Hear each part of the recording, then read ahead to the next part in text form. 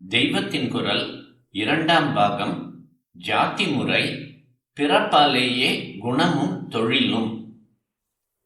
இந்த ஜாதி தர்மமேதான் உள்ளூர அவரவருக்கு பாரம்பரியமாக ஏற்பட்ட குணமாகவும் இருக்குமாதலால் குணத்தால் சதுர்வர்ணம் பிரிவதாக பகவான் சொன்னதும் பிறப்பால் இப்படி ஜாத்தியாக பிரிவதும் ஒன்றேதான், ஒன்றுக்கொன்று முரணானதல்ல.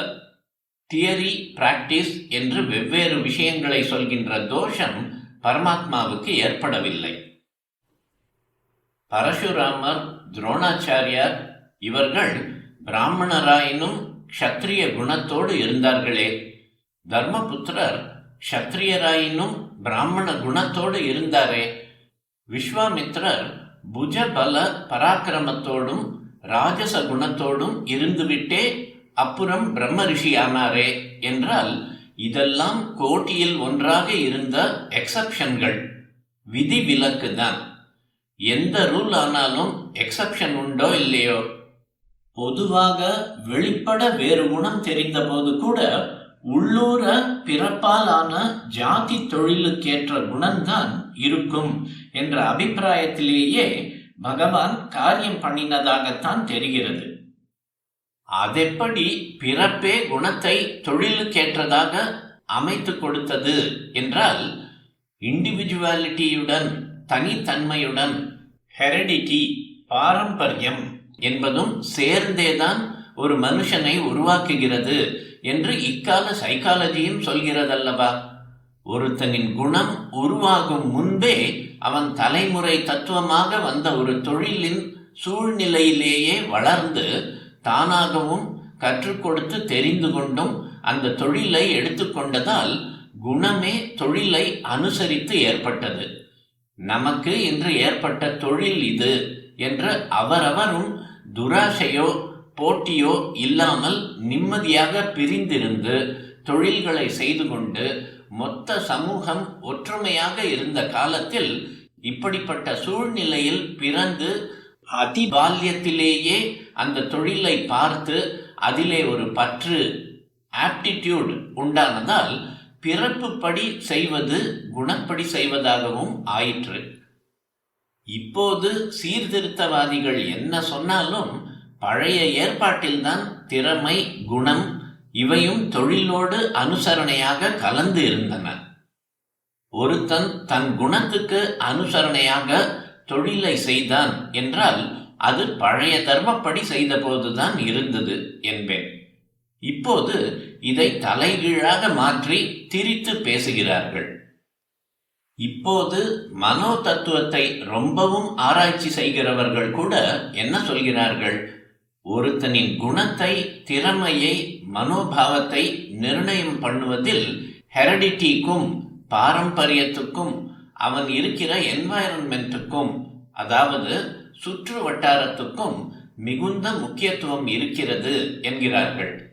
பழைய நாளில் பாரம்பரியப்படிதான் அப்பன், பாட்டன், முப்பாட்டன் தொழிலை ஒவ்வொருவனும் பண்ணினான். இரண்டாவதாக ஒவ்வொரு தொழில்காரரும் ஒரே கிராமத்தில் அக்ரஹாரம், பண்டாரவாடை, சேரி, சேணியர் தெரு, கம்மாளர் தெரு என்று தனித்தனியாக ஒவ்வொரு சமூகமாக வசித்த போது என்வாயரன்மெண்ட்டும் சுற்றுச்சூழ்நிலையும் சாதகமாக இருந்தது. இந்த இரண்டு அம்சங்களும் அழுத்தமான விதத்தில் ஒருத்தனுடைய குணத்தை அவனுடைய பரம்பரை தொழிலுக்கு மிகவும் ஏற்றதாக செய்து வந்தன.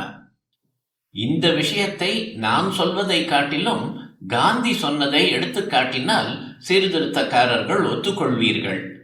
காந்தி இப்படி சொல்கிறார்: கீதையானது குணத்தையும் கர்மாவையும் பொறுத்தே ஒருத்தனின் வர்ணம், ஜாதி அமைகிறது என்றுதான் சொல்கிறது. அதாவது பரம்பரையால், பிறப்பால் அமைகிறது என்று சொல்லவில்லை. ஆனால் குணமும் கர்மாவும் பிறப்பின் மூலம் பாரம்பரியமாக பெறப்படுகிறவையே. குறிப்பு: The Gita does talk of Varna being according to Guna and Karma, but Guna and Karma are inherited by birth. ஆகையால் கிருஷ்ண பரமாத்மா கொள்கை ஒன்று, காரியம் வேறொன்று என்று முரணாக பண்ணவில்லை என்பது சீர்திருத்தவாதிகள் எல்லோரும் தலைவராக ஒப்புக்கொள்ளும் காந்தியின் வார்த்தையாலேயே உறுதியாகிறது. நவீன கொள்கைக்காரர்கள் தங்கள் இழுப்புக்கு வேத சாஸ்திரங்களையும் கிருஷ்ண பரமாத்மாவையும் இழுத்து வளைக்க கூடாது. கிருஷ்ணர் நான் சொல்கிறேன் நீ கேள் என்று அடித்து பேசுகிறவர்தான். ஆனால் அவரே ஜனங்கள் எப்படி காரியம் பண்ண வேண்டும் என்கிற போது நான் இப்படி சொல்கிறேன் என்று சொல்லாமல் சாஸ்திரம் எப்படி சொல்கிறதோ அதுவே பிரமாணம் என்று அழுத்தி சொல்லி இருக்கிறார். அவர் காலத்தில் இருந்த சாஸ்திரப்படி ஜாதிகள் பிறப்பு படிதான் பிரிந்திருந்தன என்பது பாரத, பாகவத, விஷ்ணு புராணாதிகளில் இருந்து நிச்சயமாக தெரிகிறது. பிறப்பால் ஜாதி என்கிற சாஸ்திரங்களே கிருஷ்ணர் காலத்துக்கு பிறகுதான் வந்தது என்று கூட இக்கால ரிசர்ச்காரர்கள் சொல்லக்கூடுமாதலால் இவ்விஷயத்தை சொல்கிறேன். கிருஷ்ண பரமாத்மாவின் காலத்தில் வர்ணாசிரம விபாகங்களை சொல்கிற சாஸ்திரங்கள் தான் தர்ம பிரமாணமாக இருந்தன என்று பாரத, பாகவத, விஷ்ணு புராணாதி கிரந்தங்கள் சந்தேகத்துக்கு இடமில்லாமல் சொல்கின்றன.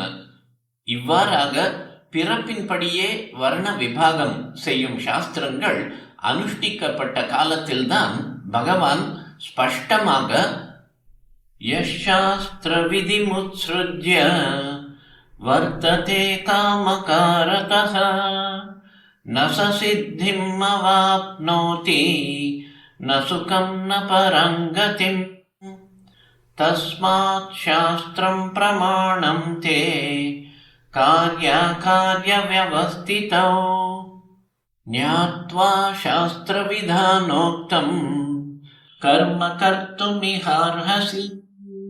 எவன் சாஸ்திர விதியை மீறி சொந்த ஆசைகளின் வசப்பட்டு தொழிலை எடுத்துக்கொள்கிறானோ அவனுக்கு சித்தி இல்லை, சுகமில்லை, கதி மோட்சமும் இல்லை.